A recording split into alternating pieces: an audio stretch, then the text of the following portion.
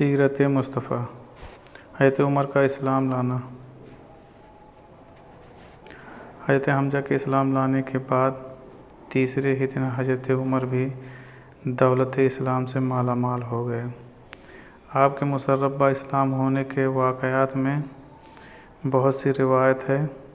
एक रिवायत यह है कि आप एक दिन गुस्से में भरे हुए नंगी तलवार लेकर इस इरादे से चले कि आज मैं इस तलवार से पैगंबर इस्लाम का ख़ात्मा कर दूंगा।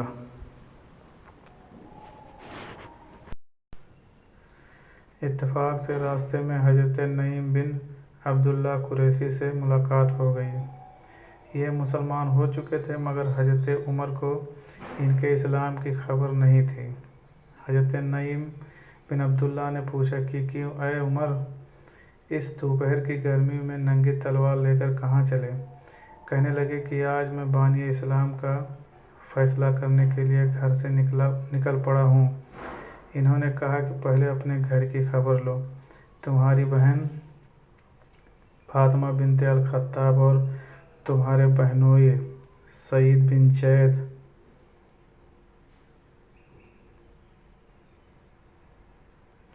भी तो मुसलमान हो गए हैं। ये सुनकर आप बहन के घर पहुँचे और दरवाज़ा खटखटाया। घर के अंदर चंद मुसलमान छुपकर कुरान पढ़ रहे थे।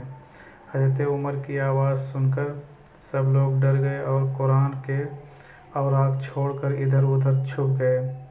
बहन ने उठकर दरवाज़ा खोला तो हज़रत उमर चिल्लाकर बोले कि ऐ अपनी जान की दुश्मन, क्या तू भी मुसलमान हो गई है? फिर आपके बहनोई हज़रत सईद बिन जैद पर झपटे और उनकी दाढ़ी पकड़कर उनको ज़मीन पर पटक दिया और सीने पर सवार होकर मारने लगे।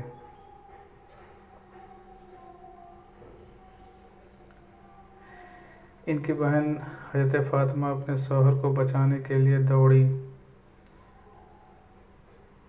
तो हज़रत उमर ने उनको ऐसा तमाचा मारा कि उनके कानों के झूमर टूट कर गिर पड़े और उनका चेहरा खून से लहूलुहान हो गया।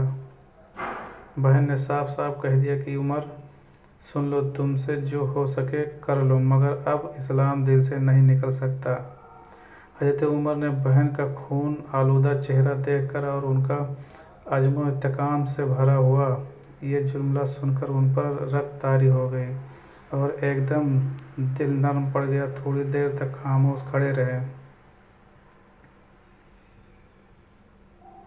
फिर कहा कि अच्छा, तुम लोग जो पढ़ रहे थे मुझे भी दिखाओ।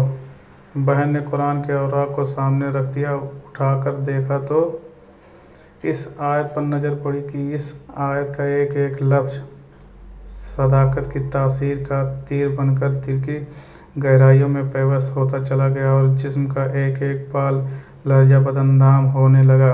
जब इस आयत पर पहुँचे कि कुरान अल्लाह की पाकी बोलता है जो कुछ आसमानों और ज़मीनों में है,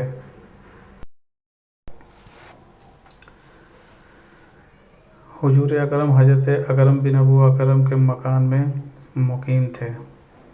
हज़रत उमर बहन के घर से निकले और सीधे हज़रत अकरम के मकान पर पहुँचे तो दरवाज़ा बंद पाया। कुंडी बजाई।